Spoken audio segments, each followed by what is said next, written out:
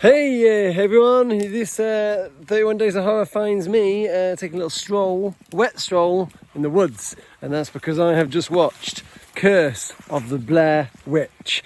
Now, a bit of a strange one really, because Curse of the Blair Witch is a documentary about a documentary, but it's actually a fake documentary about a fake documentary.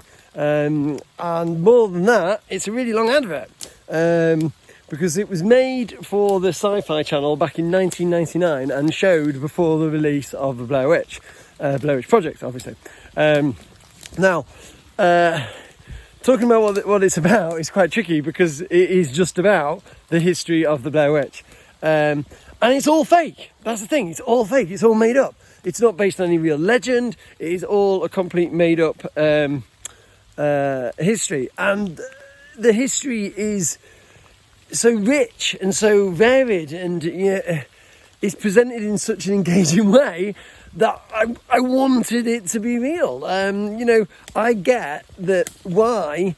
I remember when the Blair Witch came out, and I know there was discussions at the point about, like, is it real, is it not real? And the marketing campaign behind it was so clever. And this fake documentary about a fake documentary, it might not have been as pinnacle to the for the wider audience as the website campaign and all that, but if you're interested in the Blair Witch, if you like the Blair Witch and you've not seen this, you're in for a real treat. It's made by the same directors whose names have slightly forgotten me. One of them is I want to say it was Eduardo Sanchez and Daniel Myrick, something like that, isn't it? So they were given money to by Artisan, I believe, to make this as an advert. It's 44 minutes. It flies by. It feels so real. So what do I like about it? The acting in this is seamless. I mean, you would not know that this wasn't real. This is like, what was it, War of the Worlds, where people thought it was real.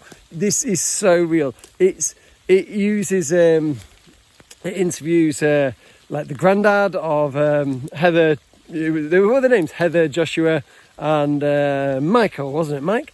The three people that went missing in the Blair Witch Project. So it interviews like their grandparents, it interviews their dorm mates, it interviews people that knew them, interviews their university lecturer who they were making the film for.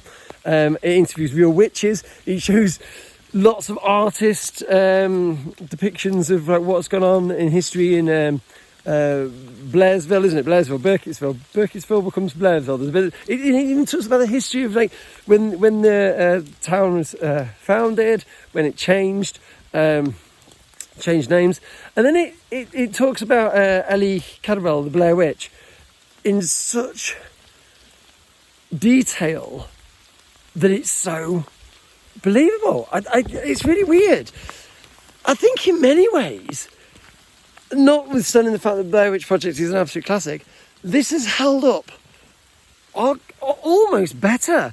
And it really makes me wonder, why have they not made more sequels? Why have they not mined the rich tapestry of world building that they have here? This is world building. This is what this is. It's world building. 44 minutes of world building. There's a great bit where they show a clip of like a 1970s show called Mystic something or other, Mystic Occurrences, and the guy on it, who's the supposed host of the show, which again never existed, Lucian somebody there, is brilliant. I mean, he's proper 70s feeling, pseudo-science, occultist stuff. The soundtrack it puts over that TV series, the clips, is great. It looks so authentic. Is there anything I didn't like about it? Well, not really. I mean, it was so in and out that the only thing I would say is I wanted more. I wanted a bit more. I wanted more. It talks about Rustin Parks. Is it the guy that was like? It just clips the guy that was supposedly murdered all over the kids. So it fills in so much of what's mentioned in the Blair Witch Project with actual detail and shows you characters and actors playing them. That I feel like there would almost be another director's cut where you could splice this into the actual film, and it would probably make the film better. It's available on the DVD and the Blu-ray as an extra. I think it actually got its own release back in like 1999 when the Blair Witch took off. And it's definitely worth your time. If you've not seen the Blair Witch Project in a while, I would absolutely recommend watching this. And it's got me excited about watching the Blair Witch again, even though I know I don't really want to put up with all the shaky cam.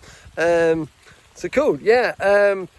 It is what it is. A fake documentary about fake documentary, done so well and so believable and so rich and full of great horror stuff. Yeah, I loved it. Going to give it 4 pumpkins. Cool. So I'm going to keep going on my journey into the woods, and I'll see you guys later. What is this?